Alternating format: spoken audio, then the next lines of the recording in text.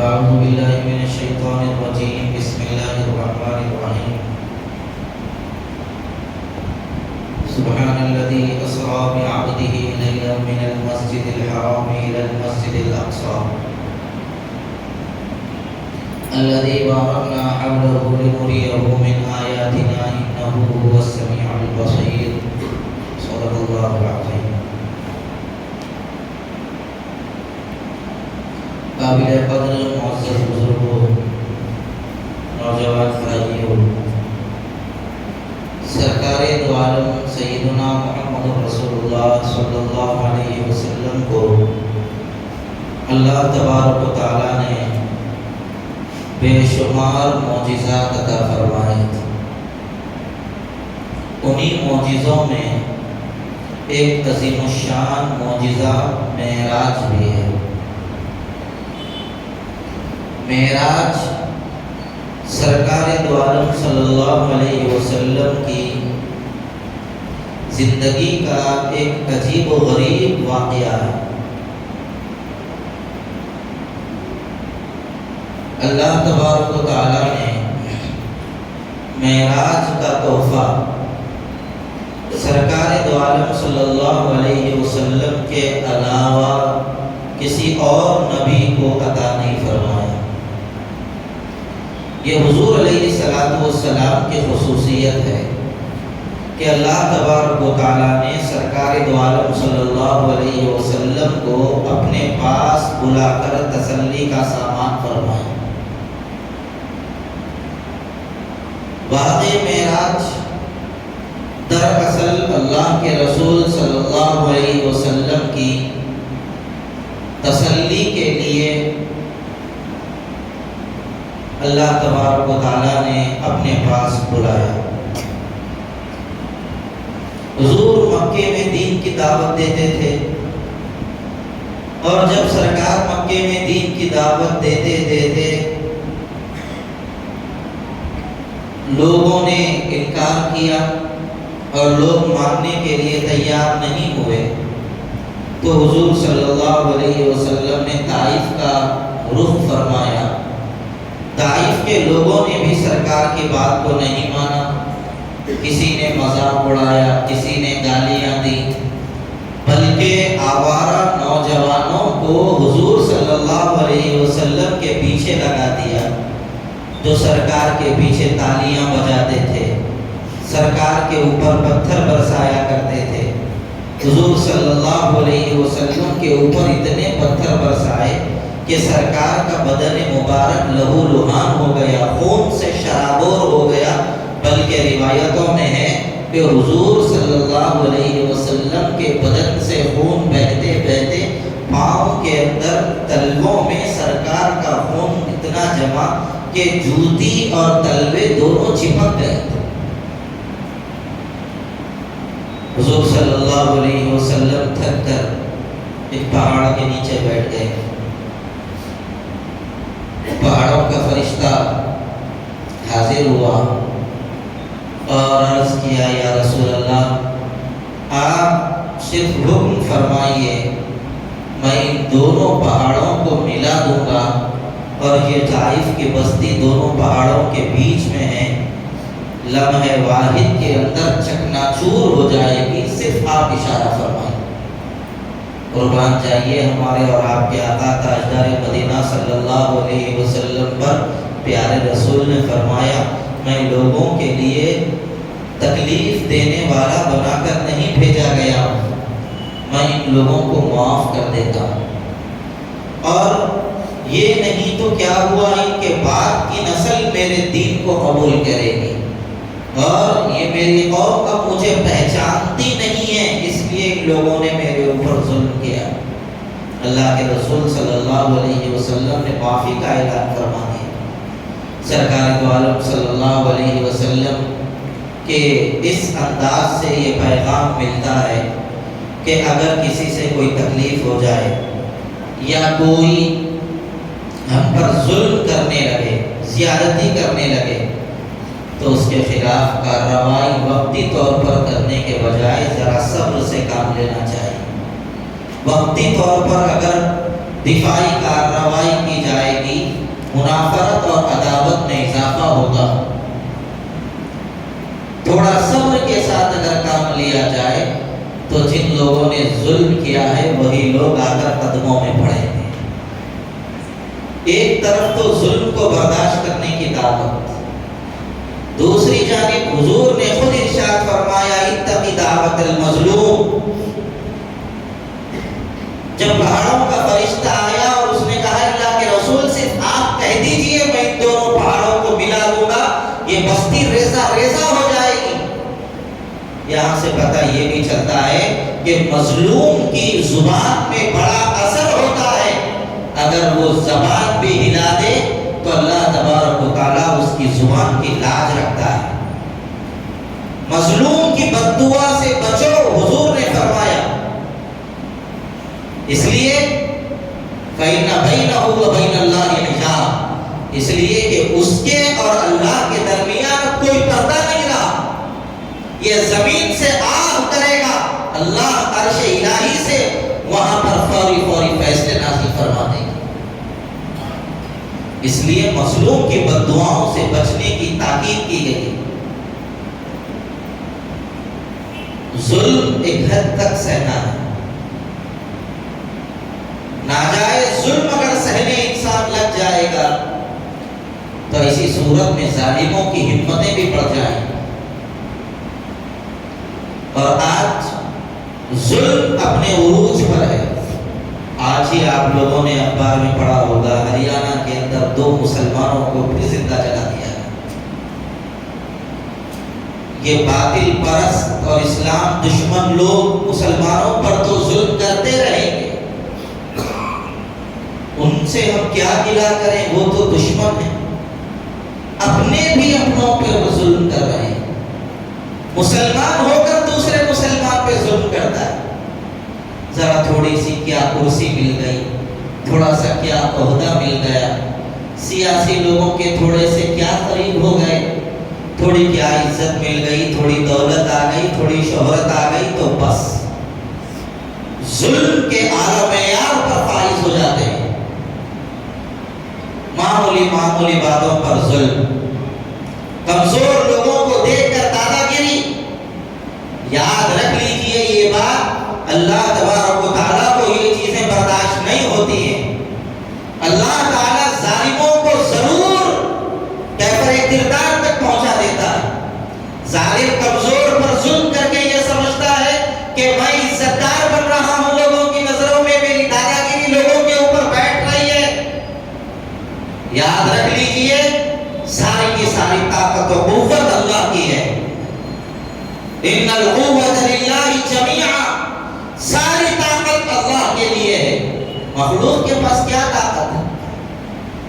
ان کی گاڑی گئی تو دوسروں کی گاڑی آگے نہیں جانا، انہوں بیچ میں گاڑی روک دیے تو کوئی ہٹو نہیں بول سکتا، انہوں کسی کو گالی دے دیے تو کوئی بڑھا کے بول نہیں سکتا۔ یہ زیادہ دن چلنے والا معاملہ نہیں ہے۔ ان کے محلے میں، ان کی گلیوں میں کوئی گھر بیچ رہا، کوئی گھر خرید رہا ہے تو بھی لا کے ان کو خاموش پیسے دے دینا۔ کیا حق ہے آپ کو پیسے لینے کا؟ کیا اختیار ہے؟ کس بنیاد پر آپ لوگوں کے اوپر ظلم کر کے پیسے لے رہے ہو؟ حرام ہے ایسا پیسہ کھانا، ایسا پیسہ دینا بھی حرام ہے۔ یاد رکھیے آپ یہ بات، اگر کسی پر ایسا ظلم ہو رہا ہے کہ اس کا اثر دوسرے لوگوں پر بھی ہونے کا امکان ہے، کھڑے ہو جائیے ظلم کے خلاف، اللہ کی مدد آئے گی۔ آپ ڈر کے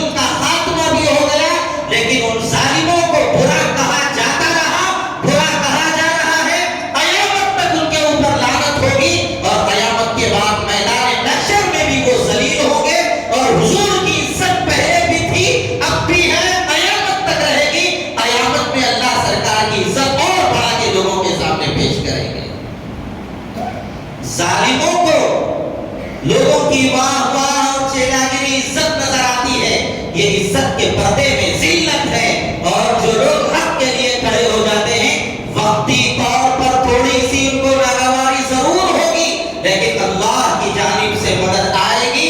ایک آدمی، دو آدمی، چار آدمی کھڑے ہوں گے، ظالموں کی ہمتیں ضرور پست ہو جائیں۔ ملت مسلمہ کو یہ پیغام مل رہا ہے میراث۔ سرکار دو عالم صلی اللہ علیہ وسلم حضرت ام ہانی کے گھر میں تشریف فرما تھے، آرام فرما تھے۔ نبوت مل کر سرکار کو 12 سال ہو گئے تھے۔ حضور صلی اللہ علیہ وسلم انتہائی تھکے ہوئے تھے، وہاں پر آرام فرما رہے تھے۔ حضرت جبریل آئے، سرکار کو بیدار کیا، سرکار کو بیدار کر کے حضور صلی اللہ علیہ وسلم کے پاس براق پیش کیا۔ سرکار دو عالم صلی اللہ علیہ وسلم براق پر سوار ہوئے، پھر سرکار کو بیت المقدس مسجد اقصی لے جایا گیا۔ پھر سرکار دو عالم صلی اللہ علیہ وسلم کو جب بیدار کیا گیا تو پہلے سرکار کو مسجد حرام لایا گیا، بیت اللہ شریف، وہاں پر حضور صلی اللہ علیہ وسلم کے سینے مبارک کو زمزم سے دھویا گیا۔ پھر ایمان اور حکمت سے بھرا ہوا ایک دشت سرکار دو عالم صلی اللہ علیہ وسلم کے قلب مبارک میں ڈال دیا گیا۔ پھر حضور صلی اللہ علیہ وسلم براق پر سوار ہو کر بیت المقدس تک پہنچے۔ براق ایسی سواری تھی، ایسا جانور تھا، اس کا ایک قدم یہاں پر تو ہماری نظر جا کے جہاں رکتی ہے وہاں پر اس کا دوسرا قدم پڑتا تھا۔ ایسا تیز رفتار جانور اللہ کے رسول صلی اللہ علیہ وسلم کی سواری کے لیے پیش کیا گیا ہے۔ یہاں سے کئی سبق ملتے ہیں۔ پہلا سبق یہ ہے کہ کسی اللہ والے کے پاس ہم جائیں تو پہلے اپنے دل کی اصلاح کر کے جائیں اور اپنے آپ کو پاک بنا کر ان کی خدمت میں پیش کریں، تاکہ ان کے فیوز و برکات سے ہمیں استفادے کا موقع مل سکے۔ اللہ والوں کے پاس جائیں تو پہلے اپنے دل کی اصلاح کر کے جانا چاہیے۔ پھر سرکار کے لیے براق پیش کیا گیا، سب سے تیز رفتار جانور، سب سے حسین و جمیل سواری۔ یہاں سے یہ سبق ملتا ہے کہ مہمان جتنا بڑا ہے اس کے لیے ویسی سواری کا انتظام کرنا چاہیے۔ مہمان جیسا ہو اس کے لیے ویسی سواری کا انتظام کرنا چاہیے، اور صرف سواری بھیج کر اکتفا نہ کیا جائے، رہبر بھی ساتھ بھیجنا چاہیے۔ اللہ نے صرف سواری نہیں بھیجی، حضرت جبریل کو بھی ساتھ میں بھیجا۔ پھر حضور صلی اللہ علیہ وسلم وہاں سے بیت المقدس آئے۔ سرکار دو عالم صلی اللہ علیہ وسلم نے جانور کو لے جا کر، براق کو لے جا کر ایک کونے میں باندھا، اور اس کے بعد حضور صلی اللہ علیہ وسلم مسجد اقصی میں تشریف لائے۔ سرکار کے لیے وہ براق پیش کیا گیا، کوئی ٹریفک نہیں تھی وہاں پر، لوگوں کا ازدحام و مجمع نہیں تھا، اس کے باوجود اللہ کے رسول صلی اللہ علیہ وسلم نے لے جا کر براق کو وہاں پر باندھا۔ یہاں سے ایک پیغام یہ ملتا ہے کہ آدمی کو پہلے سبب اختیار کرنا چاہیے، پھر اللہ کی ذات پر توکل کرنا چاہیے۔ سبب اختیار کیے بغیر اللہ کی ذات پر توکل کرنا دھوکا ہے۔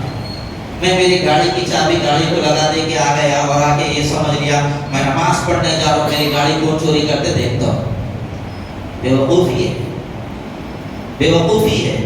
آپ نے حفاظت کا سبب اختیار نہیں کیا ہے، اس کے بعد آپ اس طرح کا خیال رکھیں گے تو آپ بھی دھوکہ کار ہیں۔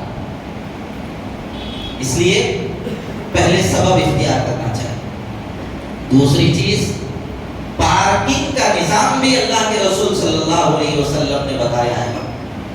اگر حضور چاہتے تو براق کو وہیں ٹھہرا کے آگے اندر آ جاتے تھے، لیکن سرکار لے جا کر ایک کونے پر اس کو باندھا حضور نے، بتائیے چلا اپنی سواری کا خود حفاظت کا انتظام کرو اور اپنی سواری کو ایک کنارے پر لگاؤ۔ صاحب ہم نماز پڑھنے کے لیے آ رہے ہیں، ایک کی گاڑی ادھر، ایک کی گاڑی ادھر، ایک کی گاڑی ادھر، لوگوں کو راستے جانے کے واسطے بھی تکلیف ہو رہی ہے۔ ارے کیا صاحب گاڑی ایسا لگا دی، نماز پڑھنے گیا تھا میں معلوم تھوڑی دیر نہیں ٹھہر سکتے۔ ارے بھائی تم نماز پڑھنے جاؤ، بازار میں کوئی چیز خریدنے جاؤ، وہ تمہارا انفرادی معاملہ ہے، تمہاری وجہ سے دوسروں کو تکلیف ہو رہی ہے، یہ گناہ ہے۔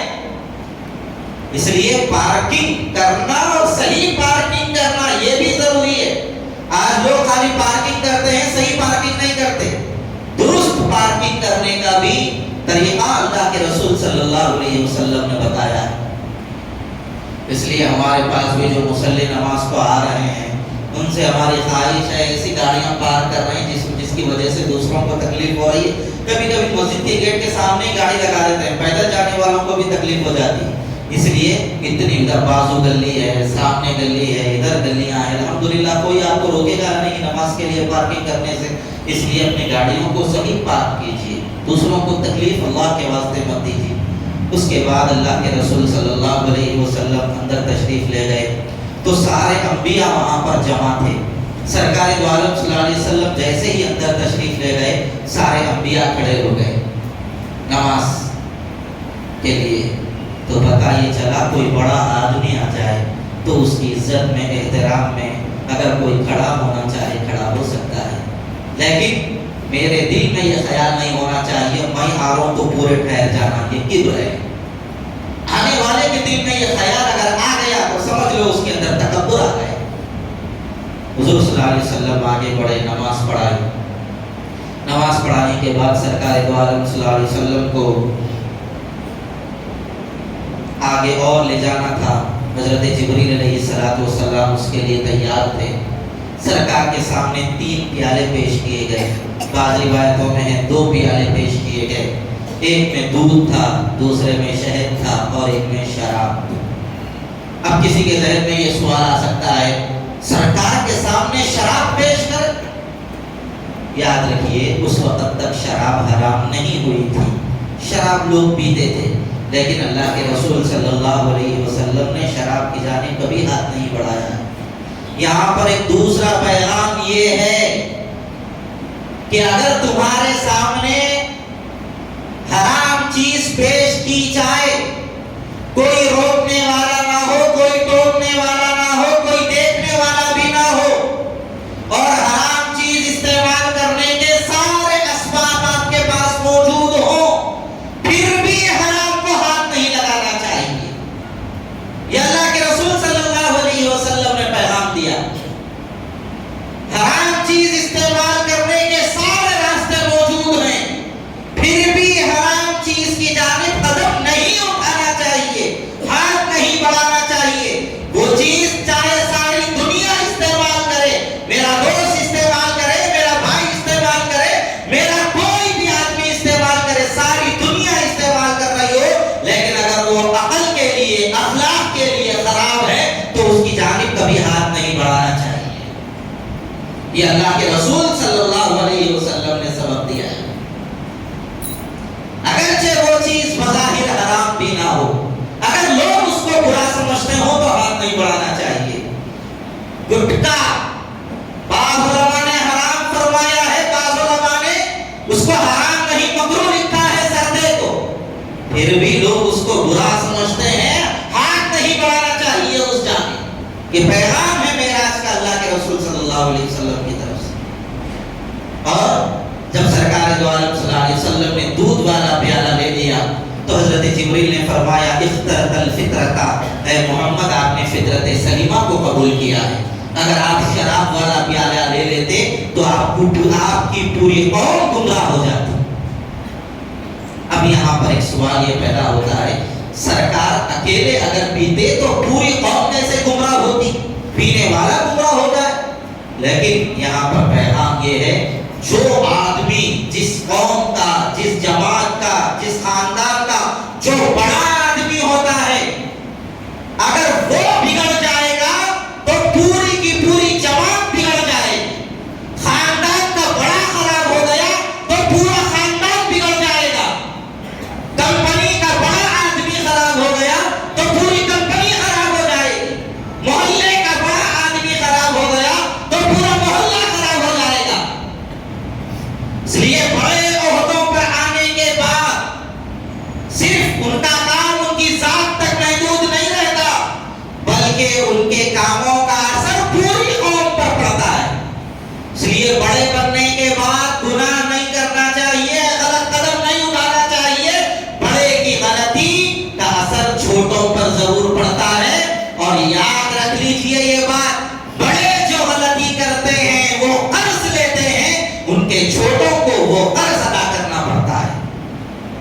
ہمارے نوجوان بچے جو آج کل غیر محرم لڑکیوں کو، دوسروں کی لڑکیوں کی عزتوں کا جو تماشا کر رہے ہیں، کان کھول کر سن لے، تم گھور کر کسی بچی کو دیکھو گے تو یہ قرض ہے، تمہاری نسلوں کو یہ قرضہ چکانا پڑے گا۔ یہ کوئی آسان کام نہیں ہے، یہ مت سمجھو میں لڑ لیتا ہوں، میں دیکھ لیتا ہوں، میں یہ کر لیتا ہوں۔ تم کرو گے، تمہاری نسلیں اس کو بھگتیں گی۔ اس لیے غلط کام کرنے سے پہلے بہت سوچ سمجھ کر قدم اٹھانا چاہیے۔ یہ معراج کا تحفہ اللہ کے رسول صلی اللہ علیہ وسلم کی طرف سے ہے۔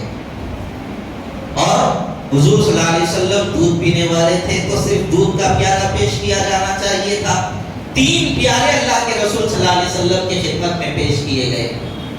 تو یہاں سے ایک سبق یہ بھی ملتا ہے، آدمی کی اگر حیثیت ہے، آدمی کے پاس اگر گنجائش ہے تو اپنے مہمان کے لیے ایک سے زیادہ ڈشوں کا، ایک سے زیادہ غذاؤں کا انتظام کر سکتا ہے، جائز ہے۔ اور اگر گنجائش نہیں ہے تو ایسی صورت میں جتنی حیثیت ہے اسی کے مطابق مہمان کی مہمان نوازی کرنی چاہیے۔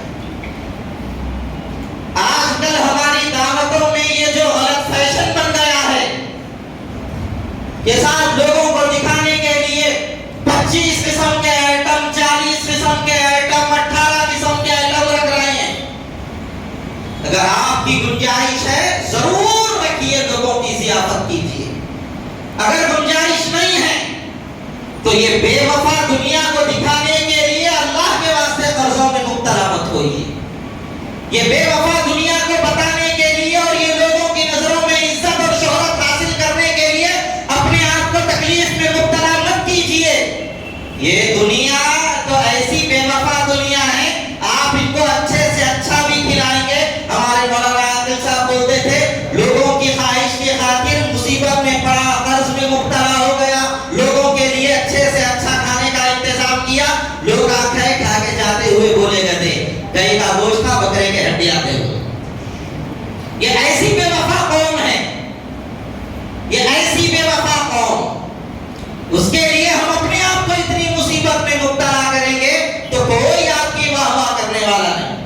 اور لوگوں کو دکھانے کے لیے بڑے بڑے آئٹم رکھتے ہیں لوگ، اللہ کے واسطے ایسا بھی مت کیجیے۔ آپ اپنی حیثیت کے مطابق دعوت کیجیے۔ صاحب 10 لوگوں کا ایک ٹیبل لگ گیا، ایک مرتبہ ایک آئٹم لے کے آ کے رکھ دیے، ارے بھائی یہ ہو گیا لے کے، میں نے نہیں، ایک ہی بار بھی جاتے، ارے جب تیری اوقات نہیں تو رکھا نہیں اتنا، جب کھلانے کی حیثیت نہیں ہے، جب اتنا تمہارے اندر وزن نہیں ہے کہ تم لوگوں کو پیٹ بھر کے نہیں کھلا سکتے، تو تم نے اتنا زیادہ چیزوں کا انتظام کیا کیوں؟ صرف ویڈیو لینے کے لیے، صرف لوگوں کو دکھانے کے لیے۔ بات میری ہے لیکن یہ سب کے دل کی آواز ہے۔ اس لیے ایسی جھوٹی واہ ایسی جھوٹی شہرتوں کی خاطر اللہ کے واسطے اپنے آپ کو مصیبت میں مبتلا مت کیجیے۔ پیٹ بھر کے کھلا سکتے ہیں، جتنی چیزیں کھلا سکتے ہیں اتنی چیزوں کا انتظام کیجیے، اور اگر پیٹ بھر کے نہیں کھلا سکتے، دکھاوے کے واسطے یہ زیادہ آئٹم رکھ کے اپنی چھوٹی شہرت کا سامان مت کیجیے۔ یہ بھی گناہ ہے، ریاکاری بھی گناہ ہے، دوسروں کو دکھانے کے لیے کھلانا بھی گناہ ہے۔ اللہ کو بتا کر کھلانا چاہیے، اللہ کے لیے مہمانوں کی مہمان نوازی کرنا ہے۔ حدیث میں فرمایا گیا، من کان یؤمن باللہ والیوم الآخر فلیکرم ضیفہ، جو شخص اللہ پر اور آخرت کے دن پر یقین رکھتا ہے اس کو چاہیے کہ وہ اپنے مہمان کی مہمان نوازی کرے۔ تو یہ کھلانا بھی ہمارا دین ہے، اللہ پر ایمان اور رسول اللہ صلی اللہ علیہ وسلم پر ایمان، آخرت پہ دن پر ایمان کی علامت ہے۔ یہ کنجوسی کر کے، یہ بخالت کر کے، لوگوں کو دکھا کر اپنے اتنے بڑے عظیم الشان کام کے اندر خرابی مت پیدا کیجیے۔ بہرحال معراج کا ایک پیغام یہ بھی ہے، آدمی کے اندر اگر وسعت ہے تو ایک سے زیادہ چیزیں بھی وہ آدمی کو دوسروں کو کھلا سکتا ہے۔ اس کے بعد آسمانوں کا سفر شروع ہوا، حضور صلی اللہ علیہ وسلم کا اللہ کے پاس گئے، اللہ کا دیدار کیا، عرش الہی تک پہنچے۔ پھر حضور صلی اللہ علیہ وسلم کو شرک کے علاوہ ہر گناہ کی بخشش کے وعدے کا فیصلہ اور تحفہ دیا گیا۔ 5 نمازوں کا تحفہ اللہ کے رسول صلی اللہ علیہ وسلم کو دیا گیا۔ واقعہ معراج کا سب سے بڑا تحفہ نماز ہے۔ نماز کی حفاظت کی، اس نے حقیقت میں حضور کے معراج کے پیغام سے سبق حاصل کیا ہے، اور جس نے نمازوں کی پابندی نہیں کی، حضور صلی اللہ علیہ وسلم نے فرما دیا جو نمازوں کا پابند نہیں اللہ بھی اس کا ذمہ دار نہیں۔ اس لیے نمازوں کی پابندی کیجیے، شرک میں مبتلا مت ہوئیے۔ نمازوں کی پابندی یہ مسلمان کی بنیادی علامت ہے۔ بہرحال آخر میں دو باتیں آپ حضرات ذہن میں رکھ لیجئے۔ پہلی بات تو یہ کہ حضور صلی اللہ علیہ وسلم کو جو معراج ہوئی ہے وہ جسم کے ساتھ ہوئی ہے، جسم کے ساتھ اللہ کے رسول صلی اللہ علیہ وسلم مسجد اقصیٰ تک گئے ہیں، پھر آسمانوں پر بھی گئے ہیں جسم کے ساتھ۔ آج بعض مسلمان اس کا انکار کر رہے ہیں، ان لوگوں کو توبہ کر لینا چاہیے۔ اور معراج حالت بیداری میں ہوئی ہے، خواب میں نہیں ہوئی، بیداری کی حالت میں معراج ہوئی ہے۔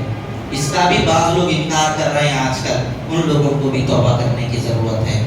اور معراج زندگی میں صرف ایک مرتبہ ہوئی حضور کو۔ کل ہم لوگوں کو جیسا مشہور ہے کل بھی شب معراج ہے، یاد رکھیے کل شب معراج نہیں ہے، کل ذکر معراج ہے، یاد معراج ہے۔ ہم صرف کل معراج کی شب کو یاد کرتے ہیں، حقیقت میں کل معراج کی رات نہیں ہے۔ معراج کی رات 27 رجب کو 12 نبوی میں صرف ایک مرتبہ ہوئی تھی حضور صلی اللہ علیہ وسلم کی پوری زندگی میں۔ لہذا کل کی رات کو شب معراج سمجھنا غلط فہمی ہے۔ ہاں، جو حضور صلی اللہ علیہ وسلم 27ویں شب کو آسمانوں پر گئے تھے، ہم اس کی ایک یاد کے طور پر کل کی رات کو شب معراج کہیں تو وہ بات الگ ہے، لیکن کل کی رات بھی بڑی عظمت والی رات ہے۔ کل کی رات بھی حضور صلی اللہ علیہ وسلم آسمانوں پر جائیں گے اور یہ سارے واقعات ہوں گے، ایسی بات نہیں ہے۔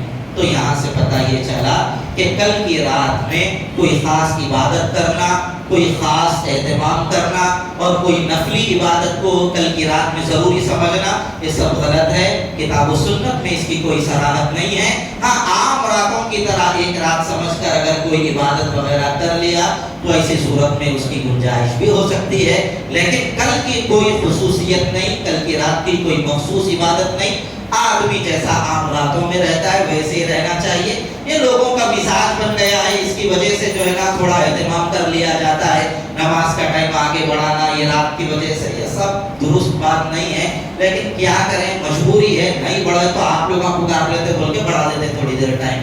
اگر ہم لوگ سچے دین پر آ جائیں، دین کو سمجھنے پر آ جائیں تو خود بخود غیر ضروری چیزوں کا دین سے خاتمہ ہو سکتا ہے۔ اللہ تعالی ہم سب کو صحیح علم و عمل کی اپنے کرم سے توفیق عطا فرمائے۔ وآخر دعوانا الحمدللہ رب العالمین۔